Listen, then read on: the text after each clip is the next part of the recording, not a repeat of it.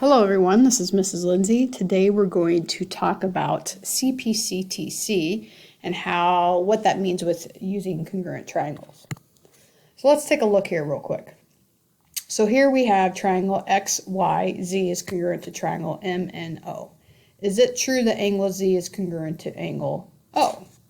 Well, hopefully you take a look, and from what we've done in our previous work with congruent triangles, corresponding angles, which angle Z and angle O are congruent, as well as all the sides. So if I could look at side XY, it would be congruent to its corresponding side MN. So yes, that is true.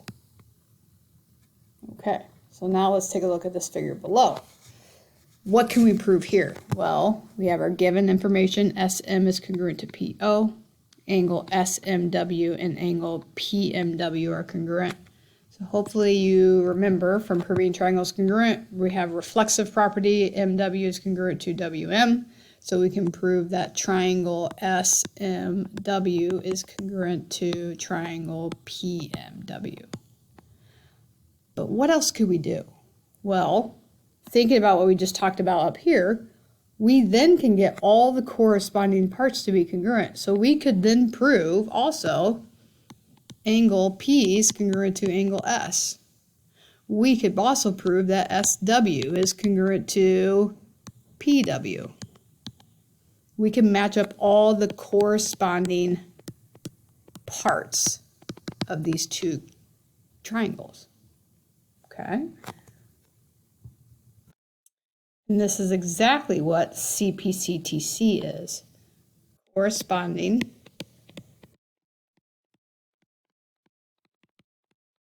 parts of congruent triangles are congruent. Corresponding parts of congruent triangles are congruent. All right, so let's try a few examples with this. So here we have a couple algebra problems. So in number 1, we have measure of angle 3 is x squared. So let me go ahead and mark that. Measure of angle 4 is 7x minus 10. Okay. What values of x would we need in order for these triangles to be congruent? Well, if these triangles are congruent, angle 3 would have to be congruent to angle 4. Therefore, we can set up x squared equals 7x minus 10. And now we can get everything equal to 0 and solve our quadratic equation. And we can do this by factoring. Factors of 10 that add up to -7. So we get 5 and 2. And then let's just make sure they work. So again, if I plug in 5 here, I get 25. If I plug in 5 here, I also get 25 because I did get 35 minus 10. If I plug in 2 here, I get 4. If I plug in 2 here, I also get 4. So yes, both of them work. All right, I would like you to pause the video. I would like you to try number 2 on your own. When you're ready to check your answer, go ahead and push play to check that answer. Okay, so in this case, in order for the triangles to be congruent, we'd have to set these two equal to each other. I need to isolate the radical, so I subtracted over the 2 and the 2x, and then squared both sides. Please notice that I FOILed x plus 2 times x plus 2, and I squared for root 2x plus 1. Or sorry, 2 times the square root of 2x plus 1 and get 4 times the quantity 2x plus 1. Distribute, get that equal to 0 so we can factor. Then we get answers of x equals 0 and 4. And again, please make sure you check that. And they should both work in this case as well. Even the 0 does work. All right, so let's go ahead and move on to a couple proofs here. So let's take a look at this first one. So we are given that we have AE is congruent to CF, AB is congruent to CD. Then we have angle BFA is a right angle, and angle DEC is a right angle. So what I'm initially looking at here, I'm going to highlight this, my right triangle, and notice as soon as I draw this other one, I have an overlapping section right there. You can see it turned it green. So EF is a segment that I can add to both AF, or actually it'd be to AE to form AF, and then I can again add EF to FC to get EC. So that would be getting those sides congruent. So that's probably the first step that I need to do in order to prove these two triangles, the blue one and the yellow one, congruent. Once we get those congruent, how do we get angle CDE, which is this angle here, congruent to angle ABF? Well, that would be by CPCTC, corresponding parts of congruent triangles are congruent. So we first need to prove triangles are congruent. Let's go ahead and we'll do a flow chart for this one. So we have AE is congruent to CF, given.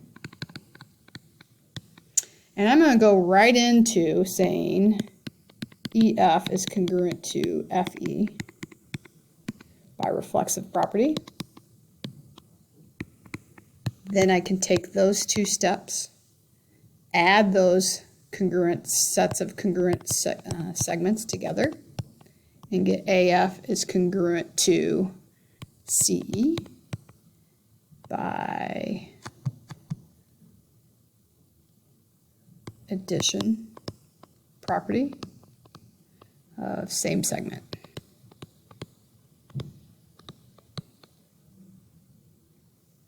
Okay. I should really make that more like a colon. I'm just going to go ahead and make that like another set of parentheses there. Okay, so now we have that side is congruent to the other side on the blue triangle. We can continue on with our other givens. So I have AB is congruent to CD. That's given. Then we have angle BFA is a right angle, given. And then our other given is another right angle, which is angle DEC. Combining those together, we need to then state that angle BFA is congruent to angle DEC. If they're right angles, then they're congruent.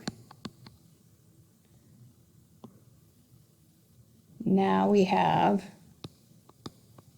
our right angle, our hypotenuse, and our side. So we get that to be RHO. So triangle FBA is congruent to triangle EDC by RHL. Then from there, we can use CPCTC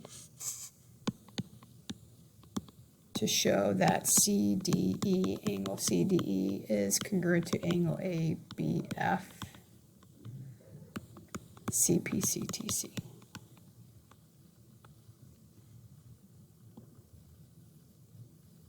And there's the entire proof in its entirety. Okay, I would actually like to skip to the last proof on this one, number 4, and let's tackle this one real quick. In this one we have parallel lines. So we have UT is parallel to YE. So I'm going to highlight that. Parallel, parallel. And hopefully you see we have one transversal that will be helpful to us. That transversal will help us get angle T is congruent to angle Y. So again, angle T would be congruent to angle Y by alternate interior angles are congruent. Then I also have UT, YE, as well as TK and RY. So again, notice when I'm drawing these, I see an overlapping segment here that I could subtract off of those congruent segments to get TR is congruent to YK. So let's go ahead and start writing this one up. I'll use a 2-column proof for this one. So UT is parallel to YE, given.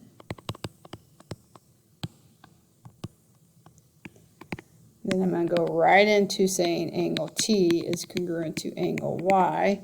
Parallel lines implies alternate interior angles are congruent. Then we have our next given.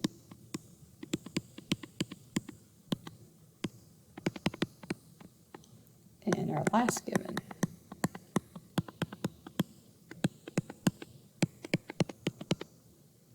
And remember, with this last one, we have TK is congruent to RY, so we need to subtract off RK.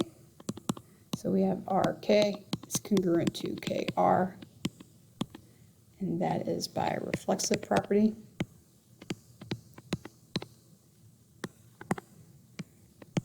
And then we can get TR is congruent to YK by addition. Okay, and I believe I said addition, but this would actually be subtraction because we're going from the larger to the smaller. So I'm going to write it in a little bit different fashion. So we have congruent segments subtracted, same segment, implies the differences are congruent. So that gets us TR is congruent to YK. So now we have these triangles congruent by side, angle, side.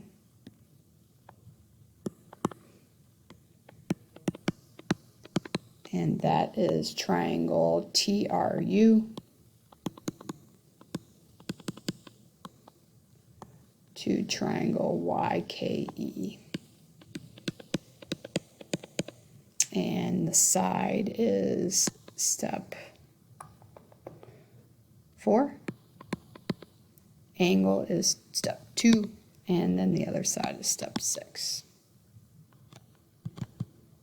Okay, so let's take a look here at proving the reverse. So now I need to prove that UR, let me use a different color there, UR is parallel to KE. Well, you can see this is our transversal as well. So if we get angle 1 congruent to angle 2 by CPCTC, we have alternate exterior angles, and that proves that they are congruent. So our first step would just be to say angle 1 is congruent to angle 2 by CPCTC.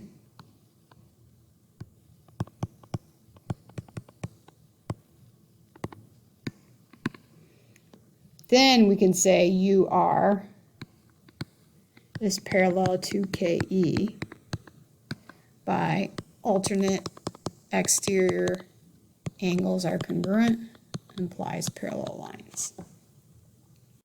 Okay, now I'd like you to go to problem number 5.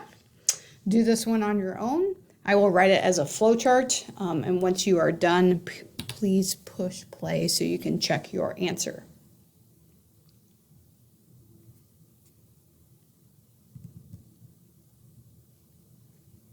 Okay, so with this we have our triangles isosceles, so we get that the legs are congruent. We have a midpoint, so we get BD is congruent to DC. And then we also have reflexive property, so we prove the triangles are congruent by side, side, side. And then by CPCTC, we get angle BAD is congruent to angle CAD. Okay, and this concludes our notes on using congruent triangles and CPCTC.